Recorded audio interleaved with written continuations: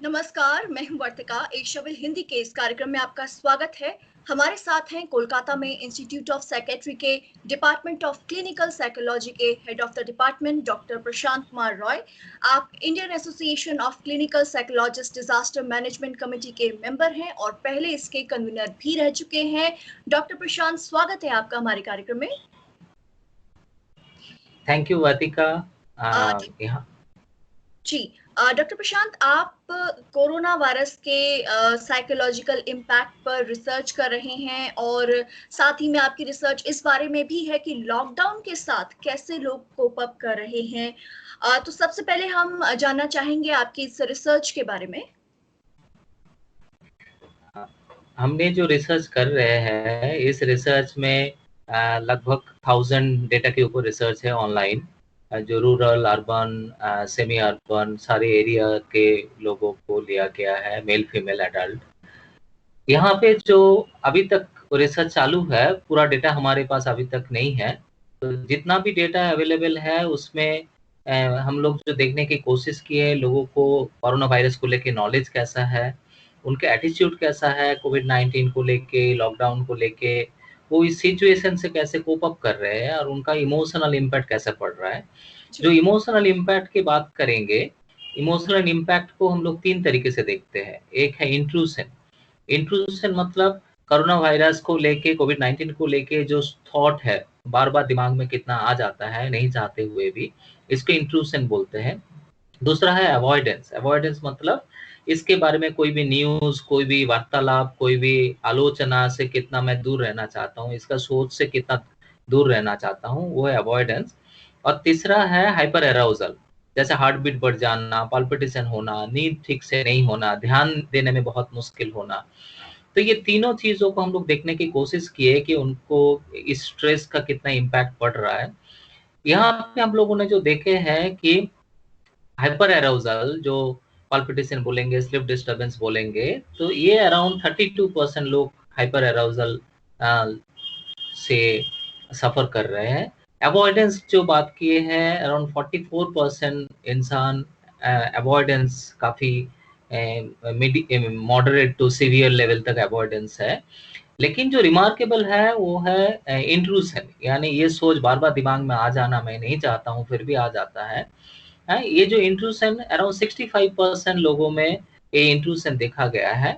और कुल मिला के अगर देखेंगे 47% ऑफ द पॉपुलेशन है जिनको इसका काफ़ी हद तक ट्रॉमेटिक इम्पैक्ट पड़ रहा है, जी, मॉडरेट टू सीवियर।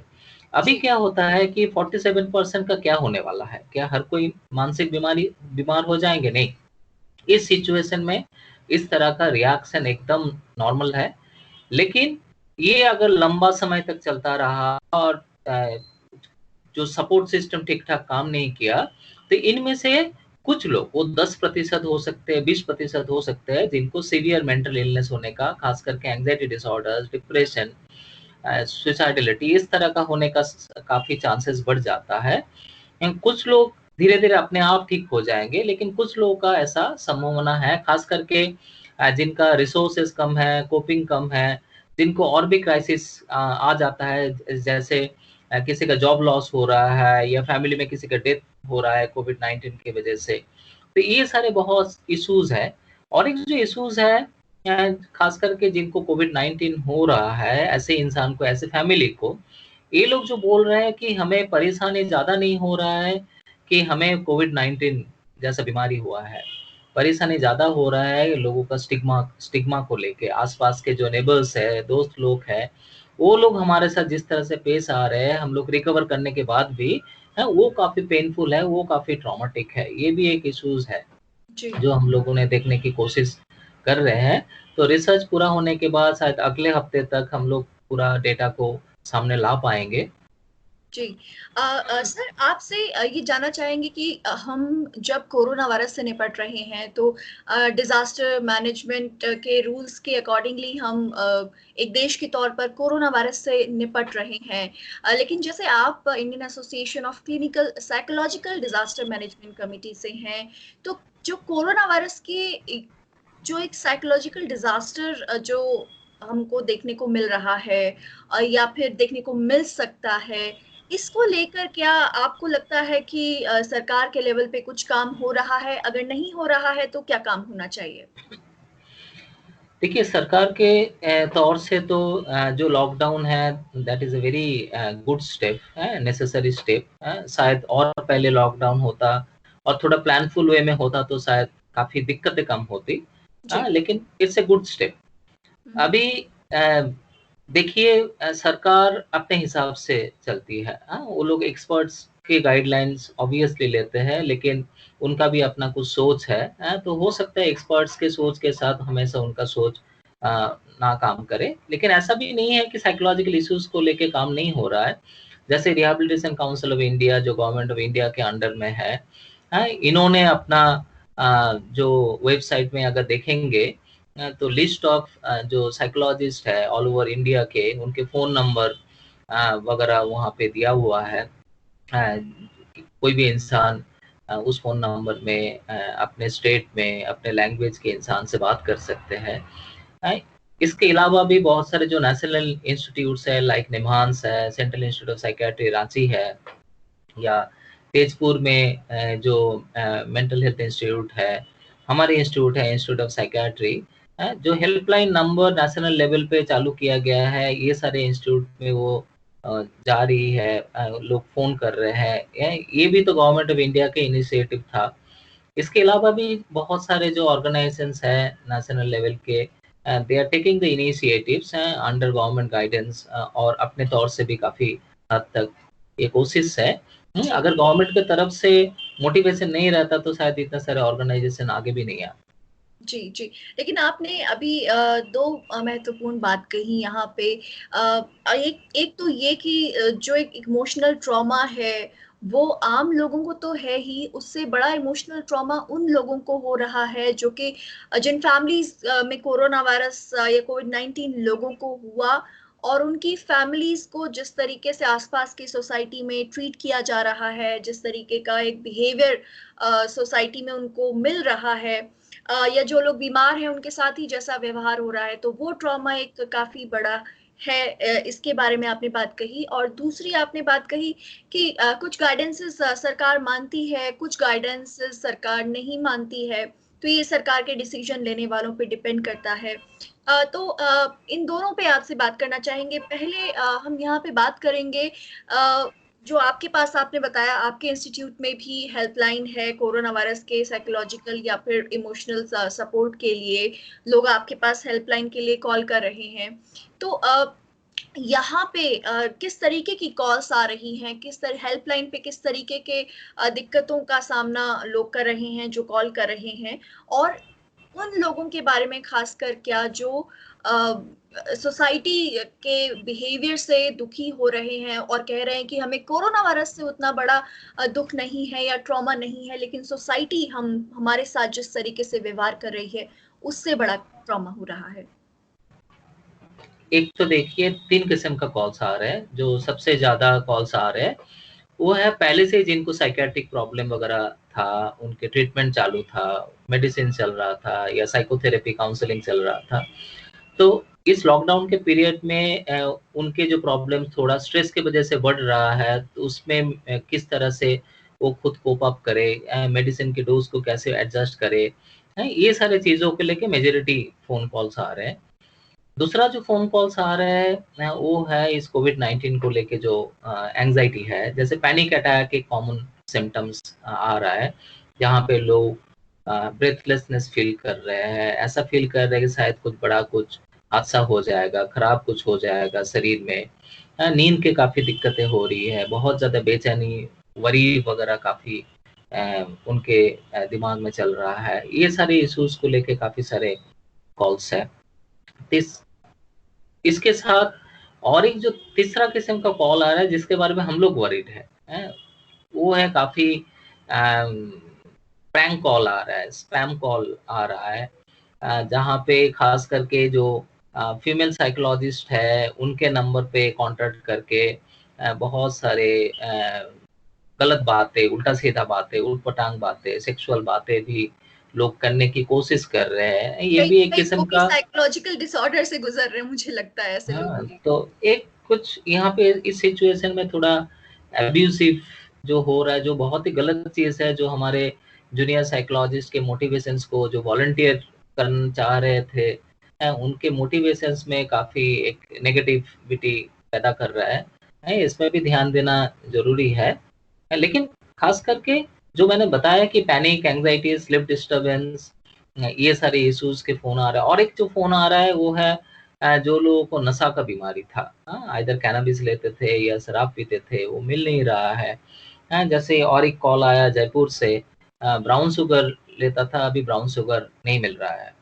तो इस सिचुएशन में अ, उनके लिए सँभालना बहुत मुश्किल हो रहा है, तो उसमें कैसे कोप अप करें? ये भी एक इश्यूज़ काफ़ी हद तक हमारे सामने आ रहा है। जी, तो फिर आपने ऐसे लोगों को क्या सलाह दी? ये बहुत ही अहम आपने बात का ज़िक्र किया, क्योंकि अभी जब अल्कोहल की शॉप्स बंद हैं या फिर किसी और तरीके का नशा, यहाँ तक कि कई जगह पे बीड़ी, सिगरेट और गुटखा भी आसानी से नहीं मिल रहा है, तो जो लोग इसके आदी थे वो किस तरीके से कोप अप करें? आप ऐसे लोगों को क्या सलाह देंगे? पहले तो ये चीज़ हम बोल रहे हैं उनको कि सचमुच ये सिचुएशन बहुत ही डिफ़िकल्ट है आप लोगों के लिए, क्योंकि आप लोग के अंदर जो बीमारी है नशा का, आप लोग नशा नहीं करते हो, ये एक बीमारी है। और ऑब्वियसली वो नशा अगर नहीं मिलेगा, तो ब्रेन काम ठीक-ठाक नहीं करेगा और ब्रेन आपको डिमांड पैदा करेगा कि आप जाके नशा का साधन ढूँढो।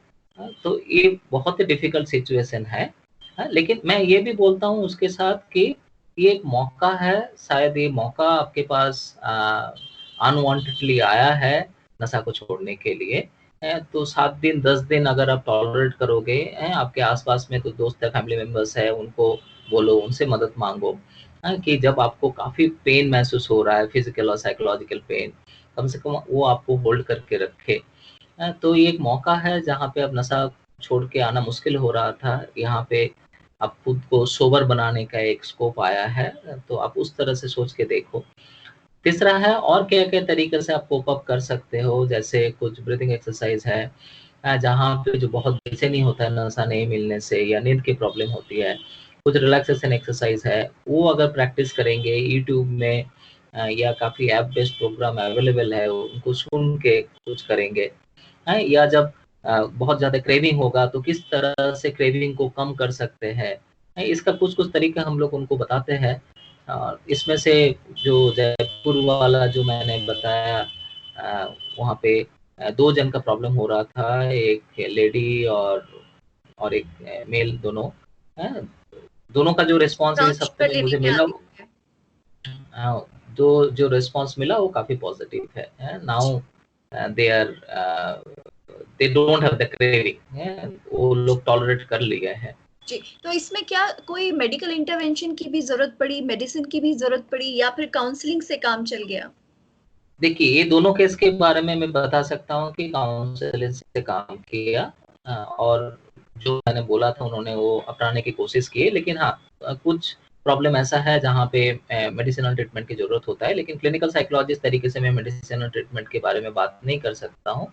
ऐसे सिचुएशन होता है तो हम लोग बोलते हैं कि आप किसी साइकियाट्रिस्ट से कंसल्ट कीजिए, टेलीमेडिसिन का कंसल्ट कीजिए, कि आपको जो काफ़ी विथड्रॉल सिम्पटम्स हो रहा है उसके साथ कैसे कोप अप किया जा सकता है। जी, जी। तो आपका अभी साइकियाट्रिस्ट ने हुँ, जी, तो अभी जो आपने बात कही, तो क्या जो ख़ास करके शराब को लेके कई तरीके के मामले सामने आए, कई लोगों ने ऐसे भी मामले सामने आए कि उनको जो वो नशा करते थे वो नहीं मिला तो आत्महत्या तक कर ली या करने की कोशिश की।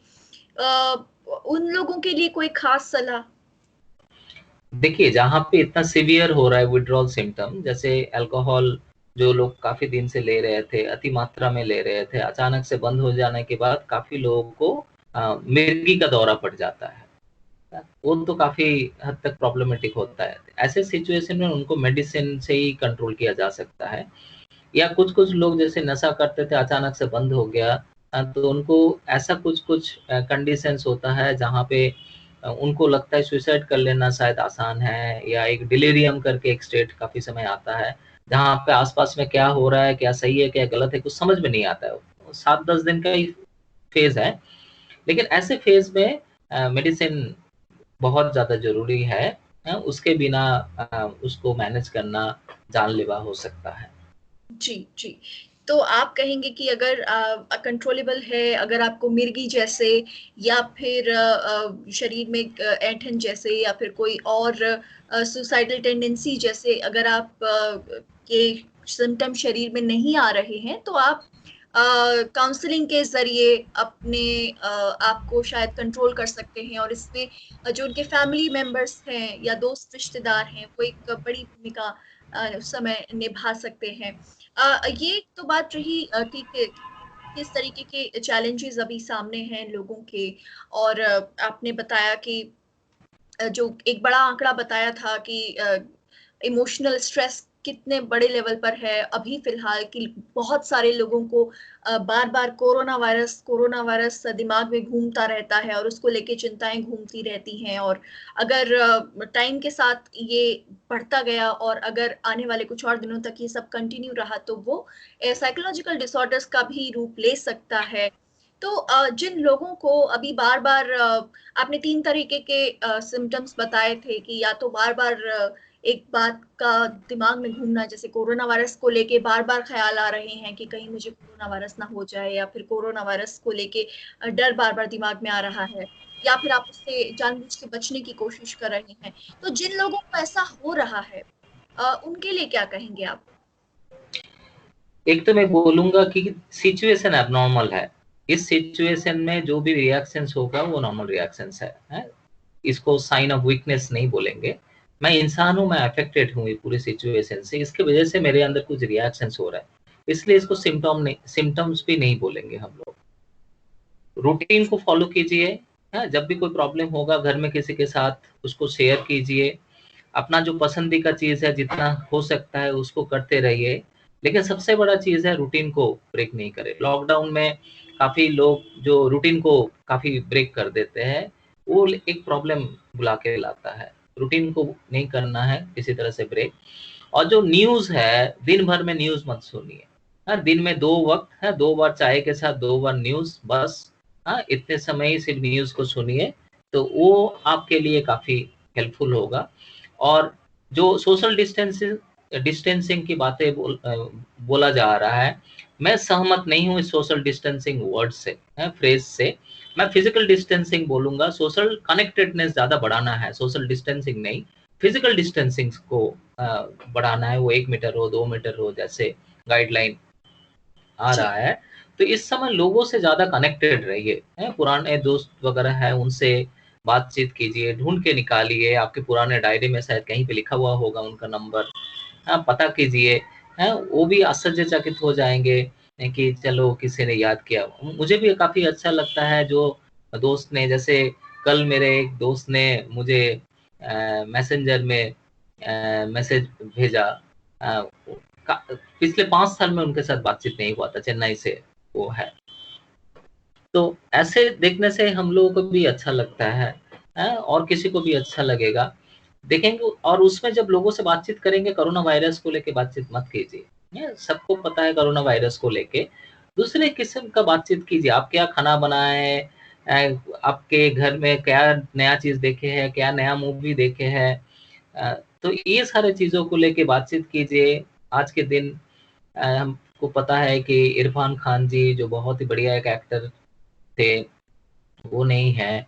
हाँ, उनके मूवीज़ को लेके बातचीत कीजिए, उनके एक्टिंग को लेके बातचीत कीजिए। ऐसे बहुत सारे अलग-अलग तरीके के विषय को लेके बातचीत कीजिए। घर में छोटे बच्चे हैं, उनके लिए एक मॉडल बनिए, उनके साथ आज कितना डेथ हुआ, कितना अफेक्टेड हुआ, ऐसा चर्चा नहीं, लेकिन एक मॉडल बनिए, कि आप भी कुछ कहानी पढ़ रहे हैं, उनको सुना रहे हैं। घर में सब काम मिल-जुल के कर रहे हैं। ऐसा नहीं है कि सिर्फ़ फीमेल ही घर का काम करे, सब मिल के कीजिए। तो सबको काफ़ी हद तक आसानी महसूस होगा, सबको लगेगा कि कोई मुझे केयर तो कर रहा है। ये सारी चीज़ों को करेंगे, लेकिन कुछ वार्निंग साइन्स है जिसको ध्यान में रखना ज़रूरी है। जैसे ये जो रिएक्शंस की बात की है, इस रिएक्शंस अगर 2 से 3 हफ्ता तक कंटिन्यू चल रहा है और जी। उसके वजह से मुझे हर रोज़ के काम-काज में रुकावट आ रहा है, तो और इंतज़ार नहीं, कोई भी मेंटल हेल्थ प्रोफेशनल्स हो, उनके साथ आप कॉन्टैक्ट कीजिए। जी। दूसरा है कि जैसे सुइसाइडल थॉट्स अगर आ रहा है, सुइसाइडल विचार मन में अगर आ रहा है, तो इमीडिएटली कांटेक्ट कीजिए। उसमें 2 से 3 हफ्ता भी इंतजार करने की जरूरत नहीं है। लगातार 3-4 दिन तक नींद के काफी प्रॉब्लम हो रही है, ध्यान देने में मुश्किल हो रहा है, बहुत ज्यादा इरिटेटेड हो जा रहे हैं, एग्रेसिव हो जा रहे हैं, वायलेंट हो जा रहे हैं, जो पहले नहीं हो रहा था, ऐसे सिचुएशन में, या पैनिक अटैक जैसे हो रहा है जहाँ पे काफी ब्रेथलेसनेस महसूस हो रहा है, अ, या बहुत ज्यादा मूड स्विंग हो रहा है, उदासी महसूस हो रहा है, होपलेस महसूस कर रहे हैं, तो ये वार्निंग साइंस है। यहाँ पे 2-3 हफ्ता इंतजार मत कीजिए, है 2 दिन भी इंतजार मत कीजिए, इमीडिएटली कोई भी मेंटल हेल्थ प्रोफेशनल्स का सलाह लीजिए, वो जी। आपको हेल्प कर सकते हैं। जी। डॉक्टर प्रशांत, आपसे अगला सवाल हम जानना चाहेंगे कि आपके जब हमारी फ़ोन पे बात हो रही थी, आप अपने कुछ मरीज़ों का ज़िक्र कर रहे थे जो आपके पास अंडर ट्रीटमेंट हैं, और कोरोना वायरस को लेके आप बता रहे थे कि किस तरीके से एक महिला हैं जिनको पैनिक अटैक्स भी आ रहे हैं, और एक मेडिकल स्टाफ की आपने स्टोरी बताई थी कि कैसे सोसाइटी से ही जिनके अभी वो सेवा में लगी हुई हैं, और उनके शायद जो पार्टनर हैं वो भी इमरजेंसी सर्विसेज में हैं, तो उस फैमिली को किस तरीके की दिक्कतों का सामना करना पड़ रहा है और वो कैसे कोप अप कर रहे हैं? एक तो देखिए, जिनके बारे में बातचीत कर रहा था, थोड़ा बताना चाहूंगा। ये एक 37 इयर्स की लेडी है। ये कोरोना वायरस या लॉकडाउन शुरू होने के बाद उनको अचानक से एक दिन क्या हुआ, वो बाथरूम में गिर गई। किस वजह से गिर गई, मेडिकल जांच हुआ था, कुछ पता नहीं चला। उसके बाद से उनको कंटिन्यूअसली पैनिक अटैक हो रहा है, स्लीप डिस्टर्बेंसेस काफ़ी हद तक हो रहा है, मूड स्विंग हो रहा है, होपलेस काफ़ी महसूस कर रहे हैं, छोटे-छोटे चीज़ों को लेके बेचैनी महसूस हो रहा है, किसी से बातचीत करने का मन नहीं हो रहा है, अकेले रहने का बहुत ज़्यादा मुश्किलें हो रही है। तो अभी जैसे उनका टेली काउंसलिंग चालू है, वहाँ पे कुछ-कुछ चीज़ हम लोग बताते हैं, सिखाते हैं, कुछ-कुछ टेक्निक सिखाते हैं कि जो हाइपर वेंटिलेशन होता है, ब्रेथलेसनेस होता है, उसके साथ कैसे कोप अप किया जाए। स्लीप के लिए कुछ-कुछ तरीका बताया गया, स्लीप हाइजीन करके कुछ इश्यूज़ है, जो मेंटेन किए, एक रिलैक्सेशन जैसे का। क्या क्या इश्यूज होते हैं, वो कैसे स्लीप हाइजीन हम मेंटेन कर सकते स्लीप हाइजीन के लिए जो ध्यान में रखना ज़रूरी है, वो है कि सोने के टाइम और उठने के टाइम फिक्स रखें, किसी भी तरह से उसको अल्टर मत कीजिए। सोने के टाइम तो फिक्स रखेंगे, लेकिन नींद कब आएगी वो तो हमारे हाथ में नहीं है, हैं? मान लीजिए कि रात को 11 बजे सोने के टाइम रखे हैं, शायद नींद आई 4 बजे, फिर भी अगर उठने की टाइम 7 साढ़े 7 बजे रखे हैं, तो 7 साढ़े 7 बजे ही उठ जाना है, और नींद को किसी तरह से दिन में कम्पेंसेट नहीं करना है। तो हो सके उस दिन बहुत ज़्यादा टायर्ड महसूस करेंगे, या दूसरे दिन भी टायर्ड महसूस करेंगे, लेकिन तीसरे-चौथे दिन से नींद स्लीप साइकिल नॉर्मल होना शुरू होगा। सोने के पहले टीवी मत देखिए, कम से कम 1 से डेढ़ घंटा पहले टीवी को बंद कर देना चाहिए। काफ़ी समय लोग क्या करते हैं, नींद नहीं आ रही है तो वो मोबाइल पे कुछ ना कुछ देखते रहते हैं। हम लोग बोलते हैं कम से कम आधा घंटा पहले लैपटॉप, कंप्यूटर या मोबाइल आँख से हटा दीजिए, ये सारे स्लीप को डिले कर देता है। और कम से कम 2 से 3 घंटा पहले से आपको स्टिमुलेंट को बंद कर देना ज़रूरी है। स्टिमुलेंट मतलब जैसे चाय, कॉफ़ी, सिगरेट, ये सारे चीज़ जो आपको काफ़ी स्टिमुलेट कर देता है, नींद को डिले कर देता है।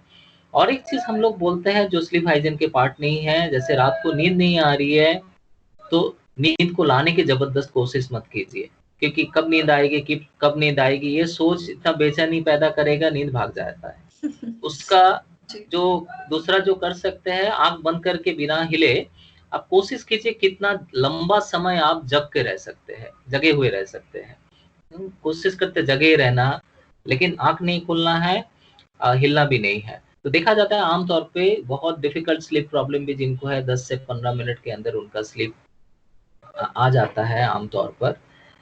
और इसके अलावा कुछ-कुछ रिलैक्सेशन ऑडियो वगैरह है, रिलैक्सेशन टेक्निक है, जी। उसको हम लोग सुन के या अपने आप प्रैक्टिस करके करेंगे तो एंग्ज़ायटी कम होने की वजह से नींद आ जाता है। तो जी। ये सारे तरीका है जो होता है।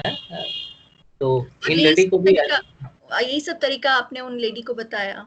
बताया, सिखाया। तो उनका हर हफ्ते में उनका जैसे टेली काउंसलिंग फ़ॉलो-अप होता है। 3 हफ्ता हो गया है। 3rd वीक में जो उन्होंने बताया कि इज ऑलमोस्ट 60 to 65% इम्प्रूवमेंट उनको है। स्लीप में तो पूरी तरह से इम्प्रूवमेंट है। एनर्जी लेवल भी काफ़ी हद तक बढ़ चुका है। जो भूख कम हो गया था वो अभी ठीक ठाक है। वरी है अभी भी जी। उनका। तो इस हफ्ते में देखते हैं क्या होता है उनके साथ। और एक लेडी है जो नर्सिंग स्टाफ है हॉस्पिटल में, उनको हफ्ते में 2 दिन जाना होता है अभी रोस्टर ड्यूटी में। उनका हस्बैंड दूसरी किसी सिटी में है, इलेक्ट्रिसिटी के साथ, पावर इंडस्ट्री के साथ है, तो इमरजेंसी सर्विस में है।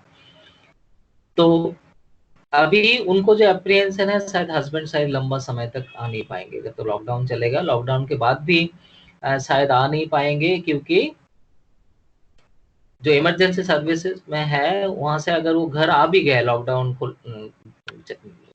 खुलने के बाद, उसके बाद 14 दिन का जो क्वारंटाइन में उनको जाना पड़ेगा। इसलिए शायद उनको एप्रीहेंशन है कि उनका कंपनी उनको अलाउ नहीं करेंगे।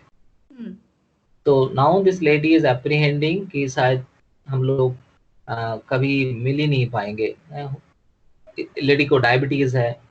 इस स्ट्रेस में उनका डायबिटीज जो मैनेजेबल था, अभी उनका ब्लड शुगर लेवल उन्होंने लास्ट वीक में जो बताया कि 400 के आसपास में है पीपी ब्लड शुगर लेवल। तो ये भी उनको पता नहीं चल रहा है कि क्यों मैनेज नहीं है। पहले जो मैनेज था। कल एक यूनिवर्सिटी के डीन ऑफ साइंस से बात किया, उन्होंने भी एक ही चीज बता रहे थे कि उनका जो ब्लड शुगर एकदम ठीक ठाक था, लेकिन आफ्टर दिस लॉकडाउन उनका तो काफी लाइफ रूटीन में है, लेकिन ब्लड शुगर लेवल काफी अभी बढ़ा हुआ है। तो ये बताता है कि किस तरह से स्ट्रेस हमारे शरीर में काम कर रहा है। तो इस लेडी का भी जो हो रहा था कि अभी हॉस्पिटल सर्विसेज में है, तो बोल रहे थे कि जो मेरा ओनरशिप का फ्लैट है, इसलिए शायद मेरे नेबर्स मुझे भगा नहीं रहा है। नहीं तो अगर मैं रेंटेड फ्लैट में रहता तो शायद मुझे भगा दिए होते, क्योंकि आसपास के नेबर्स मेरे से बातचीत करना बंद कर दिए हैं। ओहो। तो ये ऐसा भी नहीं। एक सोसाइटी के तौर पे हमारे लिए बहुत ही बहुत खराब बात है कि जो लोग कोरोना वायरस से लड़ने के लिए फ्रंट लाइन पे हैं, जो नर्सिंग स्टाफ वो हैं, जो महिला वो कोरोना वार्ड में अगर काम भी करती हैं, तो उनके आसपास के लोगों ने उनसे बात करना बंद कर दिया और उनको ऐसा फील हो रहा है कि अगर उनका फ्लैट नहीं होता तो अभी तक उनको भगा दिया गया होता। तो ये जो इमरजेंसी सर्विसेज के ये आप केवल ये डॉक्टर्स के साथ भी हुआ कि लोगों ने उनको घर आने से मना कर दिया, या फिर जो इमरजेंसी सर्विसेज के लोगों के यहाँ पे साइकोलॉजिकल प्रॉब्लम्स को समझना बहुत जरूरी भी है। और जो जो लोग इस समय इमरजेंसी सर्विसेज में हैं, जो काम कर रहे हैं, जो पुलिस डिपार्टमेंट के लोग हैं, या फिर जैसे ये जो महिला है नर्सिंग डिपार्टमेंट में, हम लोग को ऐसा ह्यूमन बीइंग शायद समझना होगा, ऐसा सोसाइटी की ये भी ह्यूमन है, और हम इनके साथ अगर ट्रीटमेंट करेंगे तो इनका न केवल हौसला टूटेगा, बल्कि उनको खुद कोई साइकोलॉजिकल प्रॉब्लम भी हो सकती है। तो ऐसे लोगों को सर आप क्या कहना चाहेंगे, उन लोगों को जो हमारे इमरजेंसी सर्विसेज के लोगों के साथ इस तरीके का व्यवहार कर रहे हैं, और हमारे जो इमरजेंसी सर्विसेज के लोग हैं, जो डॉक्टर्स नर्सेज हैं या फिर पुलिस सर्विसेज से जुड़े हुए लोग हैं, वो कैसे इस स्थिति से अपने आप को बचाकर अपनी सैनिटी बनाए रख सकते हैं? देखिए, कोविड-19 ऐसा एक बीमारी है जिसको लेके इंसान को काफ़ी सर्वाइवल क्राइसिस महसूस हो रहा है। उनको लग रहा है कि कोविड-19 हो जाना मतलब शायद मौत आ जाना। या तो क्वारंटाइन में घर से बाहर लेके चले जाएँगे, अलग से रखेंगे, वो काफ़ी पेनफुल लग रहा है। तो डर ऐसा चीज़ है, fear is a survival emotion. डर एक सर्वाइवल इमोशन है, और इस डर के वजह से इंसान काफ़ी एग्रेसिव हो रहा है। मैं नहीं बोलूँगा ये सारे इंसान इनह्यूमन है। हो सके ये डर चला जाएगा तो ये इंसान ही काफ़ी हद तक दूसरे को मदद करेंगे। ये इनह्यूमैनिटी के एग्ज़ाम्पल नहीं बोलूँगा, क्योंकि यहाँ पे डर काफ़ी हद तक प्रोमिनेंट है। ये भी एक नॉर्मल रिएक्शन है इस सिचुएशन में। जो ट्रॉमेटिक सिचुएशन बोलते हैं ना, यहाँ पे भी डर एक नॉर्मल रिएक्शंस है। तो मैं बोलूँगा कि आप लोगों को जो रिएक्शंस हो रहा है, डर महसूस हो रहा है, आपकी जगह पे मैं भी होता। हाँ, मैं जैसे खुद इमरजेंसी सर्विसेज़ के साथ जुड़ा हुआ हूँ, इसलिए मैं इस एरिया को शायद बेहतर समझता हूँ। लेकिन आपकी जगह पे अगर मैं इमरजेंसी सर्विसेज़ के साथ नहीं होता तो आपके जैसा शायद मैं भी महसूस करता। मेरे नेबर अगर इमरजेंसी सर्विसेज़ के साथ जुड़े हुए होते, तो शायद उनको भी आते जाते समय मुझे भी डर होता कुछ, आज तो उनका कोरोना वायरस उनके साथ तो नहीं आ गया। तो ये नॉर्मल है, स्वाभाविक है, लेकिन ये भी ध्यान में रखना जरूरी है, World Health Organization, government of India और दूसरे जो रीजनल गवर्नमेंट है उनके जो साइट्स है उनको फॉलो कीजिए। फॉलो करेंगे तो देखेंगे कोरोना वायरस पैंडेमिक इसलिए है क्योंकि इसका स्प्रेड बहुत ज्यादा होता है, लेकिन इतना खतरनाक भी नहीं है। टीबी, निमोनिया ये भी बहुत खतरनाक है, जिससे हम लोग डरते नहीं है क्योंकि हमारे पास वैक्सीन है, उसका कंट्रोल का तरीका पता है। इसका कंट्रोल का तरीका अभी तक पता नहीं है, लेकिन उतना खतरनाक भी नहीं है। काफी ऐसे कोविड-19 पेशेंट से मेरा बातचीत हुआ है जो रिकवर कर चुके हैं। अभी ऐसा तो रिकवरी हो सकता है। अगर डेटा देखेंगे जिनको दूसरे प्रॉब्लम्स काफी हद तक था, दूसरे जैसे diabetes, heart problem, kidney problem ऐसा था, उनको ज्यादा डेथ हो रहा है। दूसरा है जो जो लोग बीमारी को छुपा के रखे हैं या डिनायल मोड में थे, तभी डॉक्टर के पास गया जब प्रॉब्लम हद से काफी बढ़ गया। तो उस सिचुएशन में उसको कंट्रोल करना काफी मुश्किल होता है। नहीं तो आप अगर फीवर होता है, खांसी होता है, हर फीवर खांसी मतलब आपको कोविड-19 नहीं हुआ। फीवर खांसी होने के साथ लेकिन आप फीवर क्लिनिक में जाके जांच कराइए। अगर जांच से पता चलता है कोविड-19 है, तुरंत ट्रीटमेंट शुरू हो जाएगा। तो लगभग 100% संभावना है आप ठीक हो जाएंगे। जी, जी। तो लोगों के पास ठीक-ठाक इन्फॉर्मेशन नहीं है, डर बहुत ज़्यादा है, इसको लेके लोग के अंदर है ज़्यादा डर, भय काफ़ी आ रहा है और उसकी वजह से वो एग्रेसिव हो रहा है, इनह्यूमन बिहेवियर कर रहे हैं, लेकिन ये इंसान इनह्यूमन नहीं है। तो इसलिए जो लोग रिजेक्शन फेस कर रहे हैं, उनके लिए काफ़ी मुश्किल है। Health care staff, doctors, nurses, other health care staffs, उनके लिए काफ़ी मुश्किल ही है। उनके नेबर्स, उनके घर वाले, जैसे ये जो नर्सिंग स्टाफ के पेरेंट्स ने भी उनको अलाउ नहीं किया कि साथ में रहने के लिए। तो ऐसे सिचुएशन काफ़ी हेल्पलेस महसूस होता है। जी, तो ऐसे में बहुत कैसे डिफिकल्ट। कोप अप कर सकते हैं सर? मुझे भी नहीं पता कैसे कोप अप कर सकते हैं, लेकिन आपके साथ आपका इंटायर हेल्थ केयर सेटअप है। आपके साथ आपके गवर्नमेंट आपको साथ दे रहा है। बहुत सारे हेल्थ ऑर्गेनाइजेशन है वो साथ में दे रहे हैं, यूनाइटेड है। तो उनसे मदद मांगिए, जो आपके प्रॉब्लम को बेहतर समझेंगे, वो आपको बेहतर तरीके से सपोर्ट दे पाएंगे। तो इसलिए जो लोग ऑलरेडी बहुत डरे हुए हैं, उनसे उस समय अगर सपोर्ट की उम्मीद करेंगे, वो लोग सपोर्ट नहीं दे पाएंगे, क्योंकि वो लोग भी उनको तैरना नहीं आता। आप ऐसा एक इंसान है जिनको तैरना आता है, आप तैरना जानते हैं, स्विमिंग जानते हैं। तो ऑब्वियसली उनको तैरना नहीं आता है, तो उनको जो भी इश्यूज मिल रहा है उनको पकड़ने की कोशिश कर रहे हैं खुद बचने के लिए।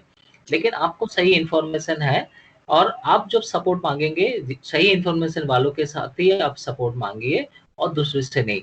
तब देखेंगे आपके पास में बहुत सारे लोग हैं। घर वाले आपके साथ नहीं दे रहे हैं ऐसा मतलब नहीं, इसका मतलब ये नहीं है कि घर वाले आपको पहचानते नहीं है, वो डरे हुए हैं, क्या करेंगे। आप जी, उनको नॉलेज दीजिए, डर को कम करने की कोशिश कीजिए। डर नहीं जा रहा है उनका, कुछ नहीं कर सकते। थोड़ा बहुत डर जरूरी भी है, नहीं तो जो बुजुर्ग लोग हैं, काफी कंप्लेंट्स आ रहे हैं, बुजुर्ग लोग सुनना नहीं चाहते हैं। काफी जैसे परसों मेरे पास एक फोन आया था, 72 ईयर्स ओल्ड मेल बिजनेसमैन है, वो घर में रहना ही नहीं चाहते हैं। उनको इवनिंग वॉक हर रोज करने जाना था, वो अभी बोल रहे हैं मुझे जाना है, मैं रोक नहीं सकता घर पे। तो ये सारे उनको समझाना मुश्किल हो रहा है जहाँ पे। तो हो सकता है ऐसा सिचुएशन आए, तो आप दूसरे से मदद मांगिए। आपके साथ है, सब लोग हैं, हम लोग हैं, मीडिया वाले आपके साथ है। जी। जी, तो आप इमरजेंसी सर्विसेज से जुड़े हुए लोग जिनको इस तरीके की परेशानी आ रही है, उनके लिए कहना चाहेंगे कि आप लोग इन्फॉर्म्ड हैं, और अगर आपके साथ कुछ लोग इस तरीके का व्यवहार कर रहे हैं कि जिनसे आपको लग रहा है कि वो लोग आपसे डर रहे हैं, तो आप ये समझिए कि ये को उस उनका भी डर है, वो भी किसी न किसी डर में जी रहे हैं, और आप जो इन्फॉर्म्ड लोग हैं, जो जागरूक लोग हैं, जो ऑर्गेनाइजेशंस हैं, आप उनसे बातचीत करिए, और उनसे बातचीत करके या फिर किसी काउंसलर से बात करके आप अपनी स्थिति को संभाल सकते हैं। आप ये कहना चाहते हैं, डॉक्टर प्रशांत? हाँ, ऑब्वियसली जी, हमेशा काउंसलर से बात करने की जरूरत नहीं है। अपने सपोर्ट ग्रुप से बातचीत करेंगे, जो समझते हैं, तो काफी हद तक प्रॉब्लम चला जाएगा। लेकिन जी, उसके बाद भी प्रॉब्लम नहीं जाता है, वार्निंग साइंस की जो मैंने बात किया वो अगर दिखाई देता है, तो कोई भी मेंटल हेल्थ प्रोफेशनल से आप बात कीजिए। जी। डॉक्टर प्रशांत, यहाँ पे अभी तो फिलहाल हम उम्मीद कर रहे हैं कि ये 3 मई को लॉकडाउन खुल जाएगा। लेकिन अगर ऐसी सिचुएशन आती है कि अगर एक बार और लॉकडाउन बढ़ाना पड़ता है, या फिर कुछ इलाकों में जहाँ रेड ज़ोन जिन इलाकों को बोला जा रहा है, वहाँ पे लॉकडाउन फिर भी रह जाता है, तब लोगों को क्या करना चाहिए? या फिर जब अभी कुछ इस तरीके की स्टडीज आ रही हैं कि मिड मई तक कोरोना वायरस के केसेस शायद 13 लाख तक कंफर्म केसेस हो सकते हैं। तो अगर इतनी तेजी से ये कोरोना वायरस के केसेस बढ़ते हैं, तो क्या इम्पैक्ट हो सकता है सोशल बिहेवियर या साइकोलॉजी पर? देखिए, क्रॉनिसिटी जितना बढ़ेगा, जितना लॉकडाउन लंबा चलेगा, सिर्फ कोरोना वायरस को लेके जो साइकोलॉजिकल इश्यूज है वो तो बढ़ेगा ही, लेकिन उससे ज़्यादा बढ़ेगा जो सेकेंडरी क्राइसिस आएगा, जैसे अनएम्प्लॉयमेंट, बिजनेस नहीं चल रहा है, पैसा नहीं आ रहा है घर में, काफ़ी सारे लोग को नौकरी जाने वाला है, माइग्रेंट वर्कर का इशू है, जी। खाना नहीं मिल रहा है। ये सारे इश्यूज की वजह से और ज़्यादा क्राइसिस बढ़ने वाला है। आई एम सॉरी कि as a psychologist I don't have answer for everything, लेकिन यहाँ पे एडमिनिस्ट्रेशन या गवर्नमेंट का एक काफ़ी बड़ा रोल है। मैं आपके मीडिया के थ्रू जो सरकार के लेवल पे है उनको मैं ये वार्ता पहुंचाना चाहूँगा, खास करके प्रधानमंत्री जी को वार्ता पहुंचाना चाहूँगा कि जब भी वो कुछ घोषणा करने के लिए आते हैं, वहाँ पे लॉकडाउन क्यों ज़रूरी है, ये बहुत बताते हैं, वो बताना ज़रूरी है। लेकिन एक प्रॉपर पैकेज, शायद आपके पास पैकेज है, लेकिन वो पैकेज अगर लोगों के सामने नहीं आएगा, आपका शॉर्ट टर्म प्लान क्या है, आपका लॉन्ग टर्म प्लान क्या है, बहुत सारे अलग-अलग सेक्शंस है, सेक्शंस के लिए क्या-क्या प्लान आपका है, हेल्थ केयर टीम के लिए क्या-क्या प्लान है, उसका डिटेल अगर नहीं आप हमारे सामने इन्फॉर्मेशन आएगा, तो लोगों के अंदर बेचैनी बढ़ता रहेगा। लेकिन एक दिशा रहेगा, एक गोल रहेगा, एक ओरिएंटेशन उसका अगर हमारे सामने दिया जाएगा प्रॉपर तरीके से, तो बेचैनी काफ़ी हद तक कम होगा। बेचैन ज़्यादा इंसान हो रहा है क्योंकि उनका डायरेक्शन पता नहीं चल रहा है। सिर्फ़ लॉकडाउन के बारे में उनके पास इन्फॉर्मेशंस है। जी। तो ये सारे बताना ज़रूरी है। और साइकोलॉजिकल फर्स्ट एड की बात करते हैं कोई भी डिज़ास्टर सिचुएशन में, साइकोलॉजिकल सपोर्ट की बात करते हैं, ये प्रॉपर इन्फॉर्मेशन देना, और आप क्या-क्या इनिशिएटिव ले रहे हैं उसके बारे में सबको बताना। अलग-अलग सेक्शंस के लिए क्या-क्या इनिशिएटिव है वो बताना। अगर ये कंट्रोल नहीं हुआ, तो लंबा मान लीजिए कि 6 महीना तक ये इश्यू चल रहा है, तो उसके लिए क्या-क्या प्लानिंग है? जैसे टूरिज़्म एक इंडस्ट्री है, बहुत ज़्यादा अफेक्टेड होने वाला है। तो उनके लिए क्या-क्या प्लानिंग किया जा सकता है? अलग-अलग एक्सपर्ट कमिटी को बैठा के अगर इसके बारे में कुछ-कुछ प्लानिंग स्ट्रैटेजी आप डिलीवर करेंगे, तो वो काफ़ी हद तक हमारे सामने सपोर्ट तरीके से काम करेगी। ये साइकोलॉजिकल फर्स्ट एड का सबसे बड़ा इश्यू है, जी। साइकोलॉजिकल फर्स्ट एड का। जी। जी, डॉक्टर बाकी प्रशांत, आपने बहुत अच्छी बात कही, बहुत महत्वपूर्ण बात यहाँ पे कही कि साइकोलॉजिकल फर्स्ट एड हम कैसे लॉकडाउन के टाइम पर या फिर किसी इमरजेंसी सिचुएशन के टाइम पर एज़ अ कंट्री हम अपने सिटीज़न्स को दे सकते हैं। और अगर एक ट्रांसपेरेंसी रहेगी, एक रूट प्लान रहेगा, एक रोड मैप रहेगा, और अगर हम हमारे पास एक डायरेक्शन होगा, और वो डायरेक्शन अगर है भी, तो वो अगर साझा किया जाएगा गवर्नमेंट और सिटीजन्स के बीच में। और अगर जैसे आपने बताया कि हमारे प्रधानमंत्री आके कई घोषणाएं करते हैं और ये बताते हैं कि लॉकडाउन क्यों जरूरी है, लेकिन उसको लेके जो प्लानिंग है, अगर आपके पास प्लानिंग है तो उसको अगर आप साझा करेंगे, उसका रोड मैप अगर साझा करेंगे, उसके जो आपकी प्लानिंग है अलग अलग सेक्शंस के लिए, उसको उन सेक्शंस तक पहुंचाएंगे, तो ये जो साइकोलॉजिकल फर्स्ट एड है ये लोगों तक अपने आप पहुंचती है, और साइकोलॉजिकल डिसऑर्डर्स, बेचैनी, और जो साइकोलॉजिकल इम्पैक्ट है, साइकोलॉजिकल डिजास्टर को कोरोना वायरस के टाइम पे काफी हद तक रोका जा सकता है। जी एकदम डॉक्टर। सही, एकदम सही। जी। अब आप यहाँ पे आपने बात की फाइनेंशियल प्रॉब्लम्स की, तो जाहिर तौर पर मेरा अगला सवाल उसी से जुड़ा हुआ था भी। मैं यहाँ पे ये पूछना चाहूंगी कि जिन लोगों को ऑलरेडी फाइनेंशियल प्रॉब्लम्स हो रही हैं, जिनको बिजनेस में लॉस हो रहा है, या जिनको जॉब जाने का खतरा है, जिनकी जॉब्स चली गई हैं, उनके कई लोग ऐसे हैं जिनको रिलेशनशिप प्रॉब्लम्स भी हो रही हैं कोरोना वायरस के टाइम पे और लॉकडाउन के टाइम पे काफी। तो उनको क्या सलाह देंगे आप फिलहाल, वो कैसे कोप अप करें?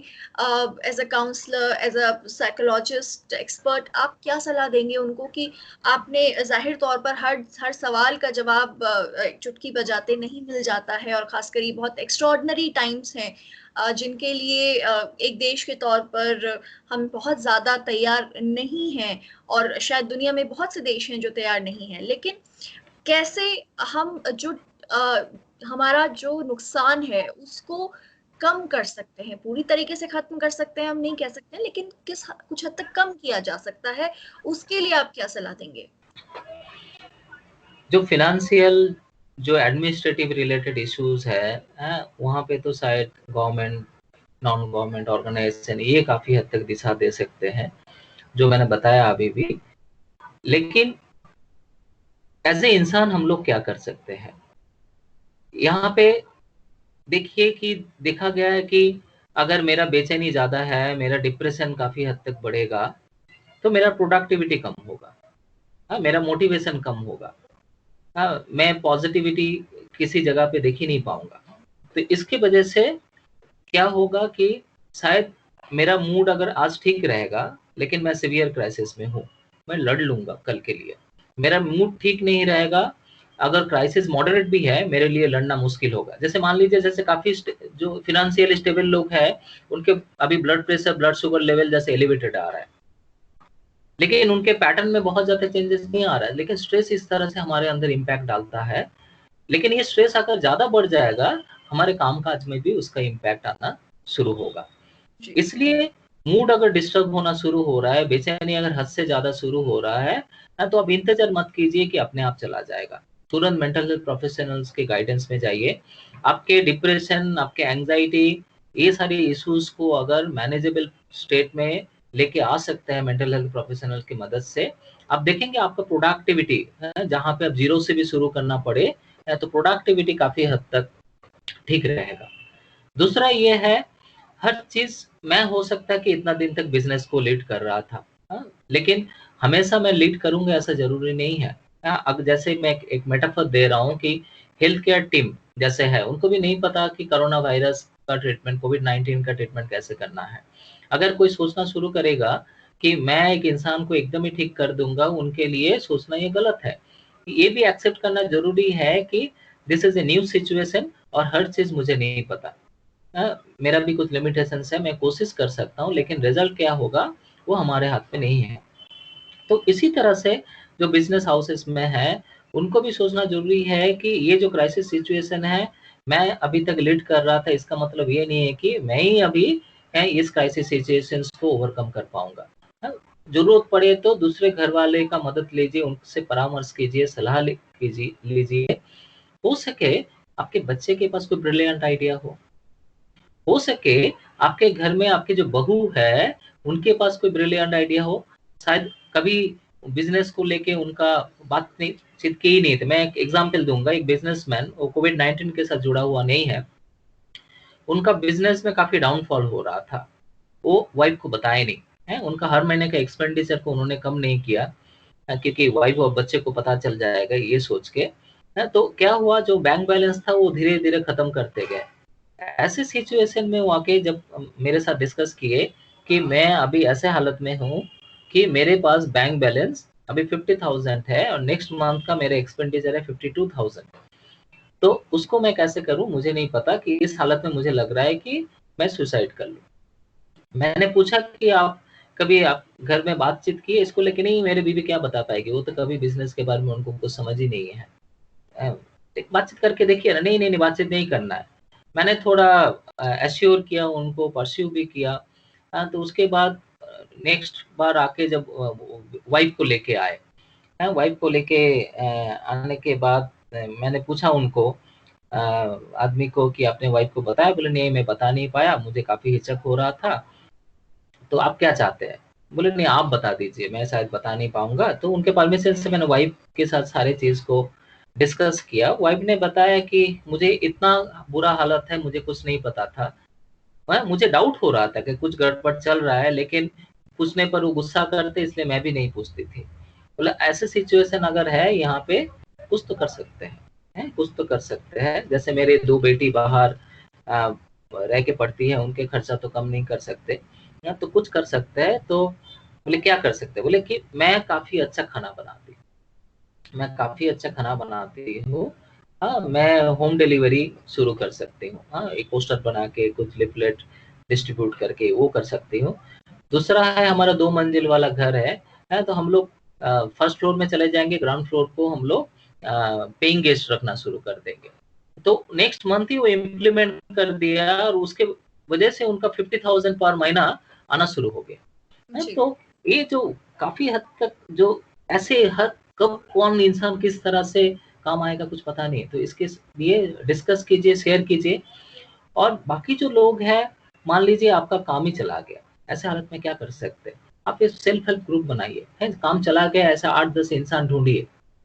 8-10 इंसान ढूँढने के बाद आप लोग बैठ के प्लानिंग कीजिए, प्रॉब्लम को लेके मत सोचिए, हैं? प्रॉब्लम हमारे हाथ में नहीं है, हमारे कंट्रोल में नहीं है, उसका सॉल्यूशन क्या है? तो आज जॉब नहीं है, लेकिन क्या कर सकते हैं? हैं? क्या-क्या रिसोर्सेस है हर किसी इंसान के पास? तो ये प्लान कीजिए, कोई छोटा कुछ से शुरू कर सकते हैं कि नहीं, हैं? सेल्फ हेल्प ग्रुप कोई शायद मार्केटिंग का काम करे, कोई डिस्ट्रीब्यूशन का काम करे, ऐसे करके अगर ग्रुप में मिलके काम करेंगे, ये एक मौका हमारे पास आया है जो काफ़ी हम लोग इंडिविजुअल अप्रोच में दौड़ रहे थे। एक कलेक्टिव अप्रोच में फिर से जाने का एक मौका हमारे पास आया है। कोरोना वायरस को लड़ पा रहे हैं क्योंकि साथ मिलके सब लॉकडाउन को फॉलो कर रहे हैं, इसीलिए लड़ पा रहे हैं, नहीं तो पॉसिबल नहीं था। तो ये भी एक कलेक्टिव अप्रोच है, एक दूसरे की मदद के साथ हो सके मेरे जो क्राइसिस है वो क्राइसिस शायद लग्जरी ना मिले, लेकिन क्राइसिस को तो थोड़ा बहुत ओवरकम किया जा सकता है। So focus on the solution not on the problem. Problem को अगर बार-बार दिमाग में सोचते रहेंगे तो आपको कोई भी आंसर नहीं मिलेगा, कोई भी गोल नहीं मिलेगा। कोशिश करते रहिए, कुछ ना कुछ तो मिलेगा। जी, कि आप प्रॉब्लम्स पे ना फ़ोकस करें, अभी इस समय सॉल्यूशंस पे फ़ोकस करें। बिल्कुल बहुत अच्छी सलाह दी आपने। यहाँ पे आपसे आखिरी सवाल मेरा ये रहेगा कि जो हमारे अभी कुछ समय पहले हमारी एक डॉक्टर से बात हो रही थी, जो खुद कोरोना वायरस से इन्फेक्टेड हुए और ठीक हुए। उन्होंने कहा कि कोरोना वायरस के मरीज़ों की काउंसलिंग होनी चाहिए। आपसे हम जानना चाहेंगे कि क्या एक्चुअली अभी कोरोना वायरस के मरीज़ों की काउंसलिंग हो रही है? अगर क्या हो रही है तो वो इनफ है? आप क्या कहेंगे इस पे? देखिए, कोरोना वायरस को लेके जो काउंसलिंग का जो अप्रोच है, गवर्नमेंट ने भी इनिशिएटिव काफ़ी हद तक लिए हैं। तो कुछ-कुछ जगह पे जो प्रोबेबल केसेस है, हाई रिस्क केसेस है, उनकी काउंसलिंग वगैरह शुरू हुआ है। जैसे मैं वेस्ट बंगाल में हूँ, यहाँ पे गवर्नमेंट के तौर से जो क्वारंटाइन सेंटर्स वगैरह है, हाई रिस्क जो पॉपुलेशन जहाँ पे है, उनके काउंसलिंग्स वगैरह चालू है, चल रहा है। जो अफेक्टेड है उसका भी जितना टेलीफोनिकली हो सकता है चल रहा है, लेकिन अ, मुझे जितना बातचीत करने से पता चला जो लोग अफेक्टेड है उनके अंदर डर तो है, डर नहीं है ऐसा नहीं है। उनकी काउंसलिंग की ज़रूरत है, लेकिन और ज़्यादा काउंसलिंग की ज़रूरत है जो लोग अफेक्टेड नहीं है, उनका एप्रीहेंशन बहुत ज़्यादा है। क्या होने वाला है, क्या नहीं होने वाला है, ये सारी चीज़ों को लेके। तो जी, यहाँ पे हर किसी इंसान को काउंसलिंग की ज़रूरत है, अफेक्टेड, नॉन अफेक्टेड। ख़ास करके जो बुज़ुर्ग इंसान है, सीनियर सिटीज़न है, उनको काफ़ी हद तक ज़रूरत है। जी, दूसरे है बच्चे की मतलब बच्चे के जो अभी जो लॉकडाउन की वज़ह से घर में पूरा रिस्ट्रिक्टेड है, जी, वो काफ़ी हद तक पेरेंट्स के साथ उनका कॉन्फ्लिक्ट काफ़ी बढ़ चुका है। और जो डिसेबल्ड पॉपुलेशन थे, जैसे इंटेलेक्चुअल डिसेबिलिटी, ऑटिज़्म जैसे उनके घर में हमेशा रहे, स्कूल बंद है, उसके वजह से पेरेंट्स को भी पता नहीं चल रहा है कि कैसे इनको मैनेज करें पूरी तरह से 24 आवर्स घर में रहते जी, हुए, क्योंकि स्कूल में डिस्ट्रैक्शन हो जाता था। हुँ, तो ये सारे काफ़ी इश्यूज़ आ रहा है, यहाँ पे पेरेंट्स की भी काउंसलिंग की ज़रूरत है कि वो कैसे अपने बच्चे को मैनेज करें, जी, कि उनका कॉन्फ्लिक्ट कम हो, उनका स्ट्रेस काफ़ी कम हो। एक बहुत जी। ज़्यादा सर, आपने बहुत इम्पोर्टेंट इश्यू आपने उठाया है कि जो आपने बताया कि बच्चे जो इतने दिनों से घरों में बंद हैं, उनका पेरेंट्स के साथ कॉन्फ्लिक्ट बढ़ रहा है, एक ये। और दूसरा एक महत्वपूर्ण आपने यहाँ पे मुद्दा उठाया कि जो डिसेबल लोग थे या फिर जो ऑटिज़्म वाले जो लोग थे, उनको भी काफ़ी दिक्कतें आ रही हैं इस लॉकडाउन की वजह से और उनके परिवार वालों को और पेरेंट्स को भी समझ नहीं आ रहा कि कैसे कोप अप करना है। तो आपसे गुज़ारिश है इन दोनों सिचुएशंस के लिए एज़ अ डॉक्टर आप क्या सलाह देंगे? ऐसे पेरेंट्स के लिए आप क्या सलाह देंगे? ये बहुत ही अहम मुद्दा है। एक तो है कि बच्चे हमेशा आँखों के सामने हैं, तो उनको अगर हमेशा कंट्रोल करने की कोशिश करेंगे, तो ऑब्वियसली ख़ास करके टीनेज जो है, एडोलेसेंस है, उनके साथ कॉन्फ्लिक्ट तो बढ़ेगा। तो ये एक एक टाइम है जहाँ पे आप दोस्ती को थोड़ा बनाइए। आपके कहानी को शेयर कीजिए, उनकी कहानी को सुनिए, लेकिन जजमेंटल मत होइए। काफ़ी समय बच्चे अगर गुस्सा दिखाते हैं, हम लोग बोलते हैं इतना गुस्सा क्यों करते हो? इसको बोलते हैं denial of feeling. Denial of feeling में कभी मत जाइए। है, बच्चा तभी कोई इमोशन एक्सप्रेस करता है या जब उनके मन में कुछ तकलीफ चल रहा है। कुछ ऐसे उटपटांग बर्ताव करता है जब उनके इमोशन में कुछ तकलीफ चल रहा है। तो जैसे वायलेंट हो रहा है, एग्रेसिव हो रहा है, तो पता करने की कोशिश कीजिए कि उनके मन में क्या चल रहा है, उनको ब्लेम मत कीजिए। तो इस तरह से उनको मन को छूने की कोशिश करेंगे। हम लोग जैसे लोगों को फ़ोन करके पूछते हैं ना, तुम कैसे हो? तुम कैसे हो मतलब तुम्हारा शरीर कैसा है? हम लोग कभी नहीं पूछते तुम्हारा मन कैसा है? आज मन कैसा रहा? हैं? हम लोग पूछते हैं बच्चे को पूछते हैं खाना ठीक-ठाक खाया? ये पूछते हैं। पढ़ाई ठीक-ठाक किया? ये पूछते हैं।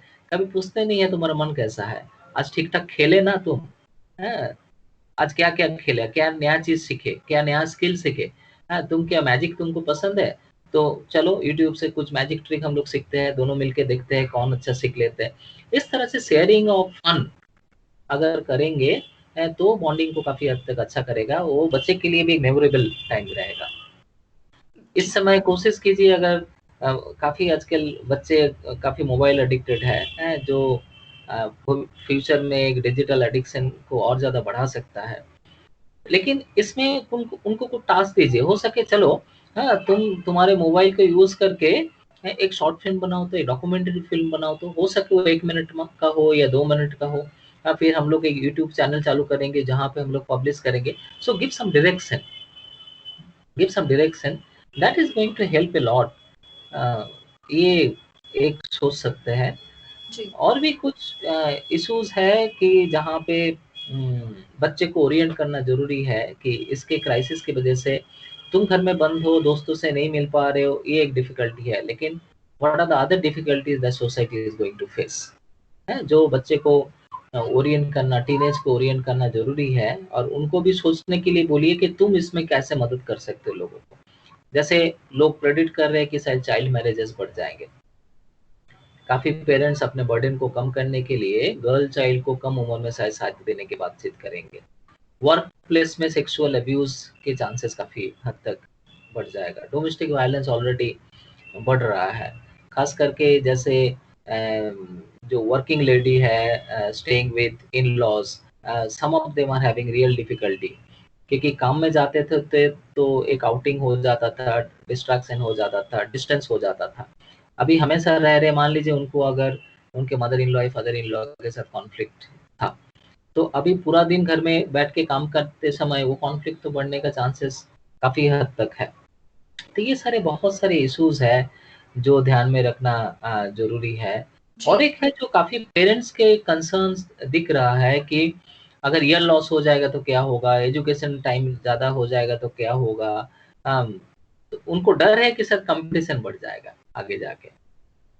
लेकिन जी, क्या चीज़ ज़रूरी है? एजुकेशन ज़रूरी है, लेकिन क्वालिटी ऑफ लाइफ उससे भी ज़्यादा ज़रूरी है। Focus on the quality of life of the students also.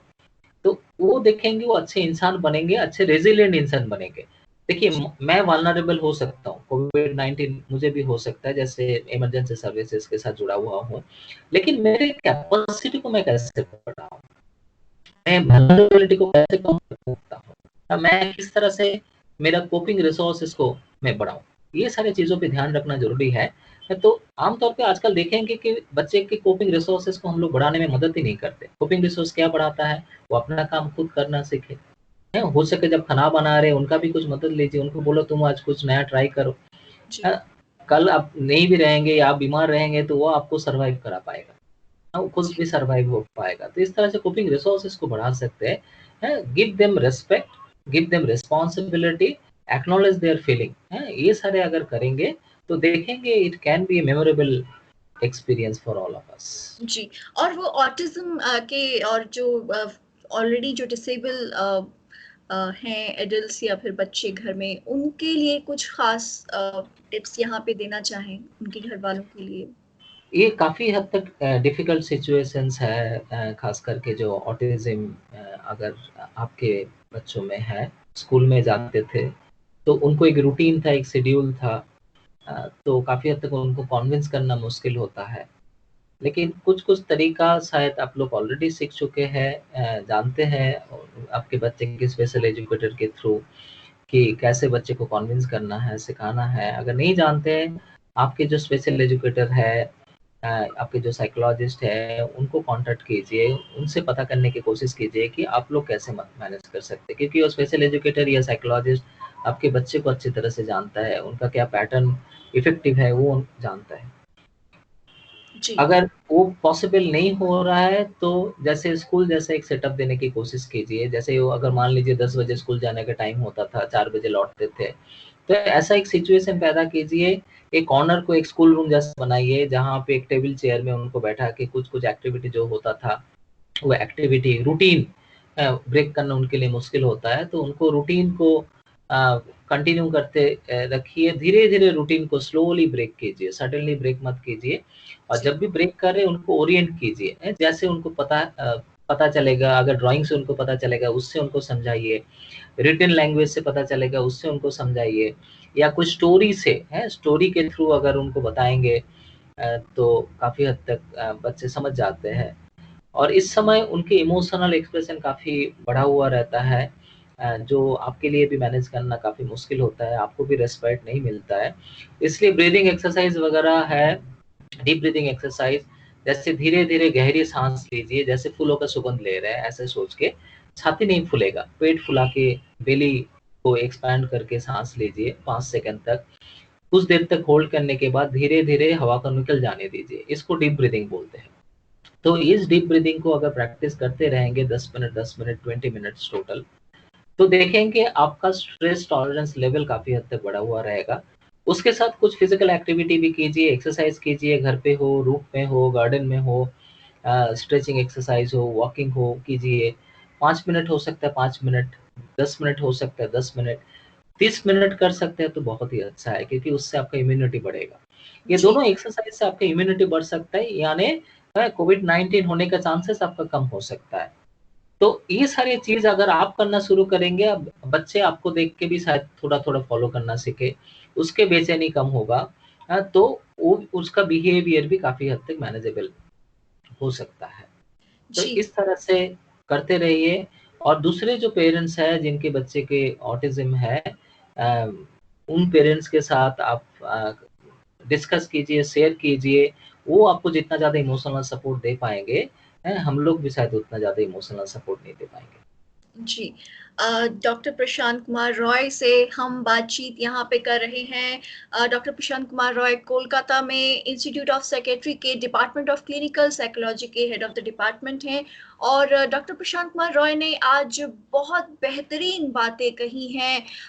जो लाइफ़स्टाइल मैनेजमेंट है, लॉकडाउन का, कोरोना वायरस को लेकर उस पे बहुत काफ़ी अच्छा एक इनपुट दिया है। जिन लोगों को अगर किसी शराब या फिर किसी और तरीके के नशे की आदत है, वो किस तरीके से कोप अप करें इस कोरोना वायरस और लॉकडाउन में। जिन लोगों के टीनेज बच्चों के साथ में लॉकडाउन के बीच में उनके कॉन्फ्लिक्ट्स बढ़ रहे हैं, वो किस तरीके से कोप अप करें। जिन लोगों को स्ट्रेस या एंग्जायटी की प्रॉब्लम बढ़ रही है कोरोना वायरस की वजह से, वो किस तरीके से कोप अप कर सकते हैं। साथ ही में जो हमारे इमरजेंसी सर्विसेज के लोग हैं, उनको किस तरीके की दिक्कतें आ रही हैं, किस तरीके के चैलेंजेस हमारे सामने as a society corona virus के हैं। और साथ ही में एक जो बहुत महत्वपूर्ण बात कही कि हम साइकोलॉजिकल फर्स्ट एड कैसे दे सकते हैं एक सोसाइटी के तौर पर, एक देश के तौर पर। आपने शायद फर्स्ट एड के बारे में सुना होगा, लेकिन साइकोलॉजिकल फर्स्ट एड के बारे में अगर आप जानना चाहते हैं, बताना चाहते हैं और कोरोना वायरस को लेके जो एक पूरी साइकोलॉजी है, कोरोना वायरस को लेके जिस तरीके के साइको सोशल चेंजेस हमारे आसपास हो रहे हैं, जो लाइफस्टाइल चेंजेस हमारे आसपास हो रहे हैं, उनसे किस तरीके से कोप अप किया जाए, इस बारे में अगर आप जानना चाहते हैं और अपने दोस्तों और रिश्तेदारों को बताना चाहते हैं, तो आप हमारे इस कार्यक्रम को शेयर कर सकते हैं। हमारे साथ जो इस समय दर्शक जुड़े हुए हैं, उनसे हम ये गुज़ारिश करना चाहेंगे कि कोरोना वायरस के चलते कई तरीके की दिक्कतें कई परिवारों में हो रही हैं, चाहे वो बड़े से लेकर बच्चों तक की बातें हों कि बच्चों को कैसे पेरेंट्स मैनेज करें इस कोरोना वायरस और लॉकडाउन के दौरान, और किस तरह से हमारे सामने दिक्कतें आ रही हैं, किस तरीके से हेल्पलाइन पे लोगों के सामने बताया कि किस-किस तरीके के चैलेंजेज़ आ रहे हैं। बहुत बेहतरीन यहाँ पे डिस्कशन रहा डॉक्टर प्रशांत कुमार रॉय आपके साथ में, और हम आपका बहुत-बहुत शुक्रिया अपना समय देने के लिए, एशिया विल हिंदी के साथ जुड़ने के लिए। और हमारे साथ जो दर्शक जुड़े हुए हैं, उनसे हम कहना चाहेंगे कि आज का ये कन्वर्सेशन आप ज़्यादा से ज़्यादा लोगों तक पहुँचाएँ, ताकि ये जो एक बहुत बेहद महत्वपूर्ण बातें हैं, ये आप जब अपने रिश्तेदारों, दोस्तों तक पहुँचाएँगे, तो शायद उनकी ज़िंदगी भी इस कोरोना वायरस और लॉकडाउन के बीच में शायद कुछ आसान बनाने में आप मदद कर पाएँ। आज के हमारे इस कार्यक्रम में जुड़ने के लिए आपका शुक्रिया। देश और दुनिया की बाकी जानकारी के लिए आप बने रहिए एशिया विल हिंदी के साथ। नमस्कार। एक चीज़ मैं बताना चाहूँगा लास्ट में। जी सर। वो है जो साइकोलॉजिकल फर्स्ट एड के बारे में बात किए हैं, हर जी, कोई इंसान साइकोलॉजिकल फर्स्ट एड प्रोवाइड कर सकता है, जिनको ज़्यादा प्रॉब्लम हो रहा है उनको। जी, कैसे प्रोवाइड किया जा सकता है? उसमें 3 कंपोनेंट है, 3 एल है। पहला है लुक, पता करने की कोशिश कीजिए उनका मन कैसा है, नींद ठीक-ठाक हो रहा है कि नहीं, बेचैनी कितना हो रहा है, क्या-क्या इश्यूज़ है उनके साथ। दूसरा है लिसन, जब वो बोल रहे हैं उनको एडवाइस मत दीजिए, उनकी बात को सुनते जाइए, उनको बोलने में और ज़्यादा मोटिवेट कीजिए। और तीसरा है लिंक, लिंक जी, मतलब ये लिंक कीजिए कि इस समय उनके जो इश्यूज़ है, कंसर्न्स है, एंग्ज़ायटी है, फ़ियर है, वो नॉर्मल है क्योंकि सिचुएशन अबनॉर्मल है। ये एक लिंकिंग है, सिचुएशन के साथ उनका रिएक्शंस को। दूसरा ये लिंक है, जब भी बहुत ज़्यादा प्रॉब्लम होगा आप मेरे से मतलब जो उनके साथ बात कर रहे हैं कि मेरे से बातचीत कर सकते हो, ये भी एक लिंकिंग है।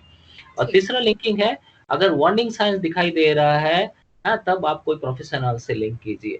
तो ये जो 3 चीज़ों पे ध्यान दे सकते हैं, जो कोई भी कर सकते हैं, कोई भी आम इंसान प्रोवाइड कर सकते हैं इसमें इस साइकोलॉजिकल फर्स्ट एड को। Thank you. Thank you so much sir. Thank you doctor Prashant Roy हमसे जुड़ने के लिए, हमारे दर्शकों को काउंसलिंग और इस सब बारे में, लॉकडाउन में, कोरोना वायरस में हम किस तरीके से अपने जीवन को और बेहतर बना सकते हैं, लाइफस्टाइल को और बेहतर बना सकते हैं, स्ट्रेस को कम कर सकते हैं। इन सभी जानकारी के लिए आपका बहुत-बहुत शुक्रिया, और सभी दर्शकों का शुक्रिया हमारे साथ इस कार्यक्रम में जुड़ने के लिए। देश और दुनिया की बाकी जानकारी के लिए आप बने रहिए एशिया विल हिंदी के साथ। नमस्कार।